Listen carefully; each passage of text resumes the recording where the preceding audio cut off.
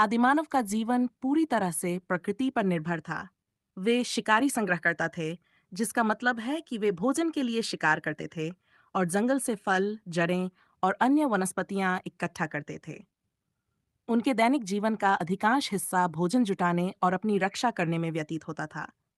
आदिमानव का जीवन। आदिमानव मुख्य रूप से जंगलों और गुफाओं में रहते थे। उन्हें प्रकृति से अपने आप को बचाना पड़ता था, इसलिए वे ज्यादातर समूहों में रहते थे। इससे उन्हें शिकार करने, भोजन जुटाने और शिकारी जानवरों से बचने में मदद मिलती थी। वे पाषाण युग में रहते थे और पत्थरों, हड्डियों और लकड़ी से औजार बनाते थे, जिनका उपयोग शिकार करने, पेड़ काटने और रक्षा के लिए होता था। उनकी शारीरिक क्षमता भी अत्यधिक विकसित थी, जिससे वे कठिन प्राकृतिक परिस्थितियों का सामना कर पाते थे। आहार। आदिमानव का आहार मुख्य रूप से मांस, मछली, जंगली फल, जड़ें, बीज और पत्तियों पर आधारित था।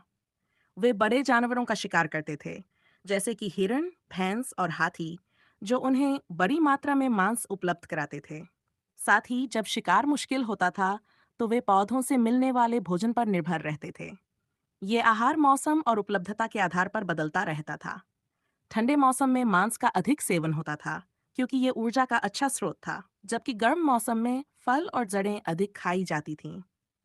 सामाजिक और सांस्कृतिक विकास। समय के साथ आदिमानवों ने आग का उपयोग करना सीखा, जो उनके जीवन में एक बड़ी क्रांति लेकर आया।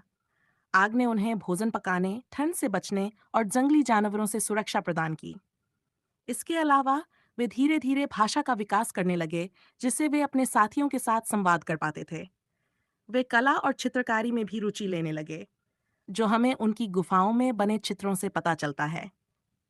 आदिमानव का जीवन बेहद कठिन था, लेकिन उनका अनुकूलन और प्रकृति से जुड़ाव उन्हें जीवित रहने में मदद करता था। वे अपनी बुनियादी आवश्यकताओं को पूरा करने के लिए संघर्ष करते थे, लेकिन धीरे धीरे उनके जीवन में तकनीकी और सांस्कृतिक विकास होने लगा।